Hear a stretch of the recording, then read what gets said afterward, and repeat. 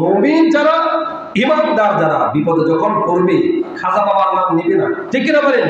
কোন দয়ালের নাম নিবে না, তারা আল্লাহ তাআলাকে ডাকবে, উদউনি আস্তাজিব লাকুম, উদউনি আস্তাজিব লাকুম, বান্দা উদউনি আস্তাজিব লাকুম, তুমি আমাকে ডাকো।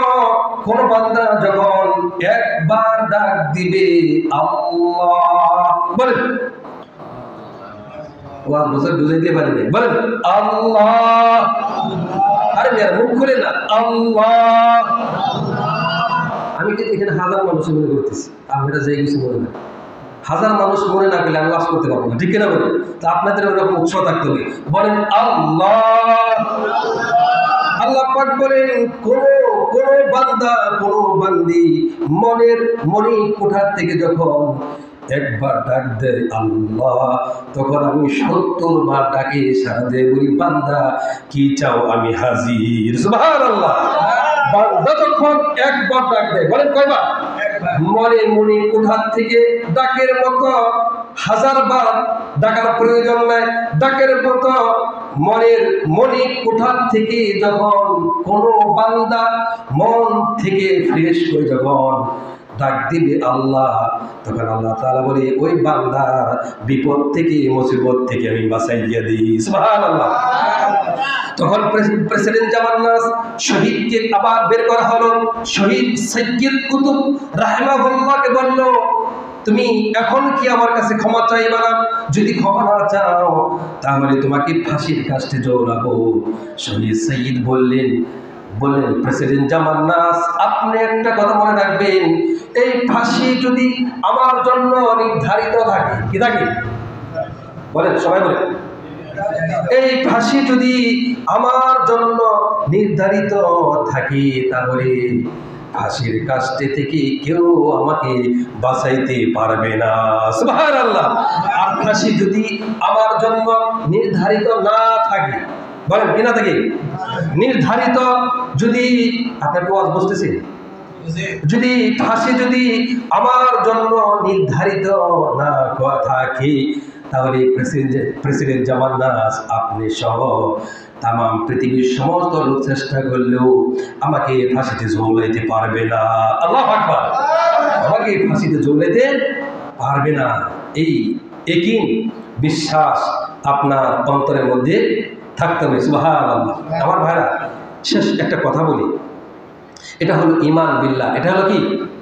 ঈমান বিল্লাহ। ৬টা জিনিসের উপর ঈমান আনতে হবে। কয়টা জিনিস? ১ নাম্বার হলো আল্লাহর প্রতি ঈমান আনতে হবে, ঠিক কিনা বলেন? আমার ভাইয়েরা, আমার বন্ধুগণ, আমি আপনাদেরকে আর একটা ঘটনা শোনাই। সমুদ্রের অতল তলদেশে গহীনের মধ্যে ছোট্ট একটি পোকা, যে পোকা বালকণার সঙ্গে লাগানো বা পাথরের সঙ্গে লাগানো, যে পোকাটা খালি চোখে দেখা সম্ভব হবে না, মাইক্রোস্কোপ যত্ন ছাড়া সেটা দেখা সম্ভব হবে না। কিছু পোকা আছে পর্যবেক্ষণ যন্ত্র দিয়ে দেখা সম্ভব হয়ে যায়, এমনি দেখতে পারবেন না।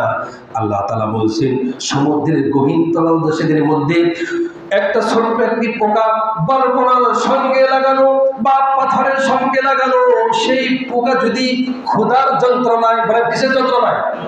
আবার বলে কিসের যন্ত্রণায়? ক্ষুধার যন্ত্রণায় বা পেটের যন্ত্রণায় যদি চিৎকার মারে, তাহলে সেই চিৎকারটুকু সমুদ্রে কেউ শোনার কথা নয়, অন্তরিক্ষের উপর কেউ শোনার কথা নয়, সেই চিৎকারটুকু জমিনের উপর কেউ শোনে না। ওই সমুদ্রের অতল তলদেশের মধ্যে ছোট্ট একটা পোকা যে চিৎকার মারলো, তোমার আরশে আজিমের মালিক শুনতে পায়। সুবহানাল্লাহ। ইন্নাল্লাযীনা আমানু وعملوا الصالحات لهم جنات النعيم। নিশ্চয় যারা আমার প্রতি ঈমান আনবে, আমল করবে, ভালো ভালো কাজ করবে। কি কাজ করবে? ভালো কাজ। সবাই রাজি আছেন ইনশাআল্লাহ? কথা বলেন না কেন? সবাই আমরা ভালো কাজ করবো ইনশাআল্লাহ। বলেন ইনশাআল্লাহ। আমার ভাইরা, এই ভালো কাজ করতে গিয়ে, ভালো কাজ প্রতিষ্ঠা করতে গিয়ে সমাজ রাষ্ট্রের মধ্যে কিছু লোক বাধা দেয়, ঠিক কিনা বলেন? বাধা যতই দেয়, ইসলাম কার? বলেন ইসলাম কার? ইসলাম।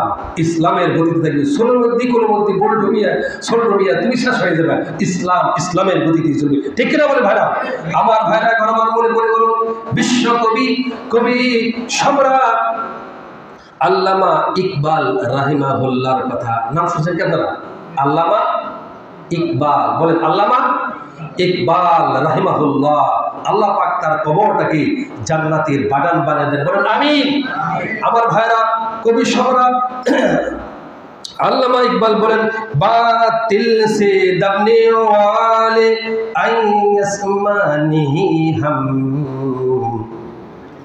बातिल से दबने वाले आसमानी हम, सोबर कर झुका है तो इम्तिहा हमारा। বাতিলদের সাথে আমরা পরীক্ষা দিতে দিতে এই পর্যন্ত পৌঁছেছি। আমরা জীবন দিতে পারি, ঈমান নষ্ট করতে পারি না। ঠিক না বলেন? কবি আল্লামা ইকবাল কি বলছেন যে বাতিল যারা, বামপন্থী যারা, নাস্তিক যারা, মুরতাদ যারা, ইসলামের দুশমন যারা, এদের সাথে আমরা পরীক্ষা দিতে দিতে এই পর্যন্ত পৌঁছাইছি, কিছুই করতে পারে না, দবাইতে পারি নাই। প্রয়োজনে জীবনটা বিলিয়ে দিব, ঈমান নষ্ট করবো না। সুবহানাল্লাহ বলেন। এই জন্য ঈমানের সবচেয়ে মূল্য বেশি। ঠিক না বলেন? আপনার এই জীবনে যদি ঈমান না থাকে, বলেন তো, আপনার এই জীবনে যদি ঈমান না থাকে, আমল না থাকে, জীবনটা মূল্যহীন হয়ে যাবে। জীবন কি হয়ে যাবে? বিফল, মূল্যহীন হয়ে যাবে। জীবনে কোনো মূল্য থাকবে না। আর এই জীবনে যদি ঈমান থাকে, আপনার জীবন একটা মর্যাদা, সফলতা পর্যন্ত পৌঁছতে পারবে। সুবহানাল্লাহ। যাই হোক, আমি কোন সূরা থেকে আলোচনা করলাম মনে নেই আপনাদের? সূরা লোকমানের। সূরা কি? লোকমানের। মামুদ আমি জানি, আমি বলবো, এটাও বলা ঠিক না। এগুলো বলবেন। এখানে যদি আমি 10 মিনিট আগে আলোচনা চাই, আমারই ভালো। ঠিক না বলি? আর যদি বলেন হুজুর আলোচনা করার দরকার, তাও ভালো। বোঝাচ্ছি কেন পরে আসবেন বলেন? পরে আসবেন কেন? আগে আসবেন, আগে আলোচনা শুরু করবো, আগে আলোচনা শেষ করবো। ঠিক না বলেন? কোনো কথা নেই। নুন সালাম ইমামের তার বাপ কথা সেটা আমার পড়া নেই। বাই পুরুষ কোনো কথা বলা যাবে বাইন ফেলে মনে কিছু নিয়ে না। তো যাই হোক, সূরা লোকমানের 8 নাম্বার 9 নাম্বার, কয় নাম্বার? 8 নাম্বার 9 নাম্বার আয়াতি কারিমা থেকে আলোচনা করতেছি।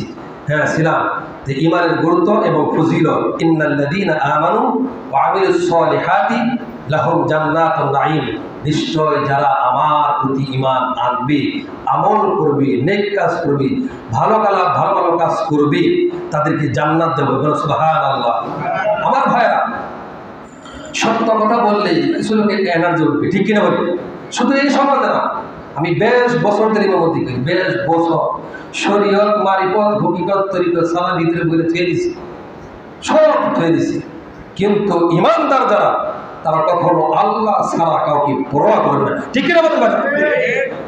ইমানদার যারা আল্লাহ ছাড়া কারো পরোয়া করবে, তারা নির্ভীক, নির্দ্বিধায় তারা আল্লাহকে মেনে নেয় যে এটা যদি আমার জন্য নির্ধারিত থাকে, সেখান থেকে এই সময় থেকে সরাইতে পারবে না। 1 মিনিট যদি এখানে সময় দেন, হতে পারে সবর করলেন 1 মিনিটের কারণে, যে বান্দা 2টা মিনিট বা 5টা মিনিট ওয়াজ আলোচনা বেশি করছা, সবর করছিলি, ধৈর্য ধারণ করছিলি, যা তোকে তোর জীবনের লাইফের সব গোলামি মাফ করে দিয়ে তোকে জান্নাত দিলাম।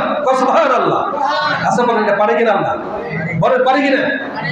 ধৈর্য ধারণ করবেন, সবর করবেন, ইসলাম, কোরআন, ইমাম, আলিম ওলামার সাথে সম্পৃক্ত থাকবেন। যাই হোক, আলোচনার মধ্যে বলার মধ্যে ভুল ত্রুটি হতেই পারে, হওয়াটাই স্বাভাবিক। হ্যাঁ, কখনো সমালোচনা করবেন না। যেটা না বুঝবেন পরবর্তী আমার কাছে জিজ্ঞেস করবেন। সমালোচনা করবেন তো মরবেন। ঠিক না বলে? সমালোচনা করবেন তো মরবেন, কপাল নষ্ট হয়ে যাবে, কপাল পড়ে যাবে। আমাদের কপাল পড়বে না, আমরা হক কথাগুলো বলার চেষ্টা করি। আল্লাহ তাআলা যতদিন এখানে আমাকে রাখি, এই মেম্বারে বসাটা ফরজ না, এই মেম্বারে বসাটা ফরজ না, হক কথা বলা ফরজ। ঠিক না বলে? হক কথা বলা কি ফরজ। সমাজ দেশ, রাষ্ট্র, পরিবার পরিবর্তন করতে হবে। যদি আপনার লাইফটা পরিবর্তন না করে কুত্তার মতো জীবন হবে। ঠিক না বলে? কুত্তা যেরকম দৌড় পায়, কুকুরও যেরকম মরণ হয়, মরণটা যদি আপনার কুত্তার মতো হয়, মরণটা যদি আপনার কুকুরের মতো হয়ে যায়, মরণটা কুকুরের মতো, খাবার যদি কুকুরের মতো হয়ে যায়, কুকুরের সাথে আপনার সাথে কোনো পার্থক্য আছে? কুকুর খায় বিসমিল্লাহ ছাড়া, আপনিও খাচ্ছেন বিসমিল্লাহ ছাড়া, কুকুরের সাথে আপনার কোনো পার্থক্য রইল না। আল্লাহ তাআলা আমাদেরকে বোঝা, আমাকে আপনাদেরকে, মা বোনদেরকে, গোটা মুসলিম উম্মাহ জাতি বোঝার তৌফিক দান করুন। বলেন আরো জোরে বলেন, আরো জোরে বলেন না আমিন। আখিরি দাওয়ানা আলহামদুলিল্লাহি রাব্বিল আলামিন। আসসালামু আলাইকুম ওয়া রাহমাতুল্লাহি তাআলা ওয়া বারাকাতুহু।